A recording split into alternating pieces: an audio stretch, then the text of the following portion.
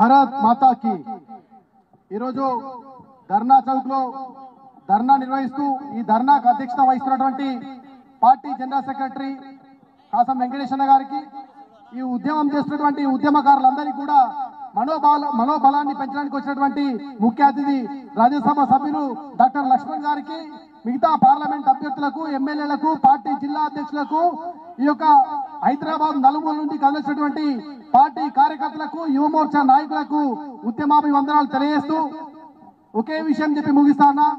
ఈరోజు రేవంత్ రెడ్డి గారు ఆనాడు ఎన్నికల సమయంలో కేసీఆర్ ఈరోజు అనేకమైన అవినీతి అక్రమాలు చేసిర్రు. ఆయనను నేను అధికారంలోకి వచ్చిన వెంటనే కాళ్లకు తాళ్లు కట్టి అరెస్ట్ చేస్తా అని చెప్పిండు. మరి అధికారంలోకి వచ్చిన తర్వాత ఈయన చేసినటువంటి అన్ని దొంగ పనులు, లంగ పనులు, ఫోన్ ట్యాపింగ్, ఆక్రమాలు జరిగినాయి కదా, ఇవి నీకు తెలిసే కదా. కన్ఫెషన్ స్టేట్మెంట్ 9 తారీఖు నాడు ఇచ్చాడు కదా, మరి 28 తారీఖు వరకు ఎందుకు నీ అధికార పత్రికలో, ఎందుకు నీ అధికార టీవీ ఛానల్లో రాలేదని ప్రశ్నిస్తా ఉన్నా. ఈ 10 రోజులు మీ ఇద్దరి మధ్య ఏ సంభాషణ జరిగింది, మీ ఇద్దరి మధ్య ఏ సంప్రదింపులు జరిగినాయి అని చెప్పేసి భారతీయ యువ మోర్చా ప్రశ్నిస్తా ఉంది. ఒకే విషయం అన్నా, ఈ 10 రోజులలో మీ వ్యాపారం బెడిసి కొట్టింది కాబట్టి ఆయన బ్లాక్ మెయిల్ చేస్తా, నేను గిచ్చినట్టు చేస్తా, నువ్వు ఏడిచినట్టు అని చెప్పేసి ఆ టీవీ ఛానల్ చెప్పేసి మజాక్ చేస్తా ఉన్నారు.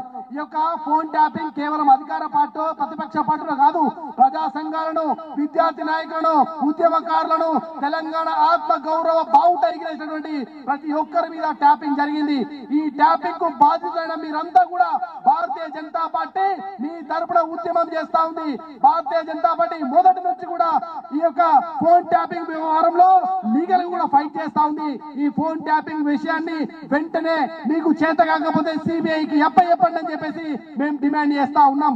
అన్నా ఒకే విషయం అన్నా, ఈ ప్రభుత్వం గిట్ట ఈ 10 తారీఖు లోపు టిఆర్ఎస్ పార్టీ పైన ఏదైతే తిరిగి మేజర్ సూత్రధారులైనటువంటి ఈ ముగ్గురు రావులు కేసీఆర్ గారిని, కేటీఆర్ గారిని, హరీష్ రావు గారిని, జోగినిపల్లి సంతోష్ గారిని అరెస్ట్ చేసి జైలుకు పంపపోతే మా ప్రభారి కాసమని మమ్మల్ని కంట్రోల్ చేస్తా ఉన్నాడు యువమోర్చను. అన్న మేము ఉద్యమం చేస్తా అంటే కాద్రపై మనం శాంతియుతంగా ధర్నా చేద్దాం, దాని తర్వాత ఎందుకు చూపిద్దామని చెప్పిండు.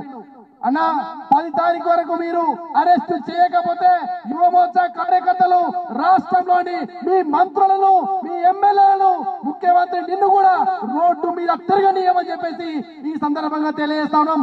ఈ ధర్నా శాంతియుతం. రేపు జరగబోయే పరిణామాలకు ప్రభుత్వమే బాధ్యత వహించాల్సి వస్తుందని ఈ సందర్భంగా తెలియజేస్తున్నాను. జై తెలంగాణ.